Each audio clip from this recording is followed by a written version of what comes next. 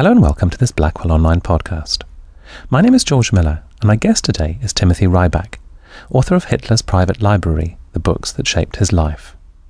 To many people, more familiar with Hitler as a destroyer of books, it may come as a surprise to learn that he was also a voracious reader. Tim has studied many of the books in Hitler's extant library for traces of their influence on his thoughts and actions, and in his book he reveals the chilling connections between words and deeds. I asked Tim first how the library came to survive the end of the war. Well, that's the interesting issue about Hitler's library, is that, in fact, at the very end of the war, it was completely intact. This would be in the spring of 1945.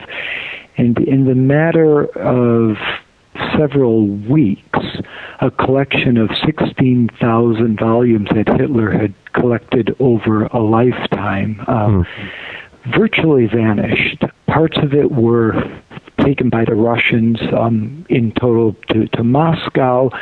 Other pieces were seized by the Americans. And a large portion of it was, literally picked apart volume by primarily American, French, and Russian soldiers that were, basically trophy hunting. What we've been left with are sort of these caches of books that are scattered in various places in Europe, the United States, and in Russia at this point. And I wondered what kind of detective skills you needed in order to begin to make some kind of sense of what might appear from the outside a great jumble of books, some of which Hitler probably never even opened. Well, this is where I think, the challenge of making sense out of the remnant books of Hitler's library, we're left with about 10% of the original collection. Part of it is sorting through it in understanding which books really matter and which are less significant. The largest collection is the Library of Congress. There are about 1,200 volumes, and scholars have looked at those over the last few decades, where you would poke around in there and see basically these presentation volumes that Hitler had received for his birthday or for some state occasion. The vast majority of these are pretty meaningless in terms of any insight into Hitler.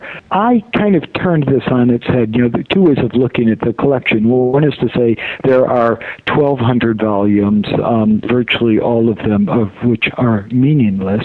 Yeah. The other way to look at the collection is to say, there are 1,200 there that the majority are not of interest, but in fact there are 200 of those 1,200 that are of some consequential significance, and another, let's say, 40 to 50 of great personal interest. And here, these are books that can give us insights into this man in some of his most private hours. And, given how impenetrable Hitler's personality was and continues to be, they can really offer amazing, to my mind, really some remarkable insights into the person. And I think some listeners to this may be surprised by how important books were to Hitler. I mean, one of his associates said books were his world, and it does seem that he was a lifelong reader, a lifelong collector. So when you get down to that hard core of books, what kind of clues did you find there?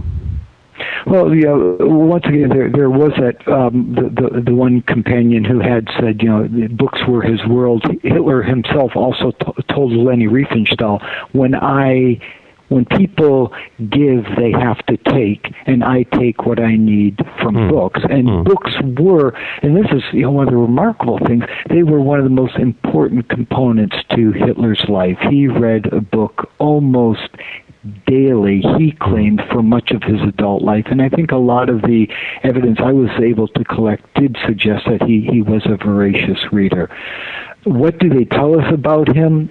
He was a man with an incredible intellectual hunger. I'm just ravenous for books, for the information they contained. Equally, though, what you see is an untutored, uneducated mind, eclectic in the extreme. He could read a volume by Schopenhauer at one turn, and the next night find himself reading an anti-Semitic pamphlet, that was just sort of a cheap published brochure that you'd pick up on the street, without really making any clear distinctions between the two in terms of quality. I was very interested in what you said about Hitler's own theory of reading, which I suppose fits in with what you were saying a moment ago about him taking what he needs. And he saw reading as like filling in some giant mosaic of preconceived notions, didn't he? Yes, he's in Mein Kampf. It's funny because he devotes a couple of longish paragraphs to what he calls the art of reading, and he says that the problem is if you approach a book without a preconceived notion, you're just going to clutter your brain. And he said the best way to read is to know in advance what you want out of a book, and then you read it and you pick the pieces that you need. He would often read the end of a book first, so he really knew where it was going to end up, and then scan the rest of it, picking up the specific pieces that were useful for him.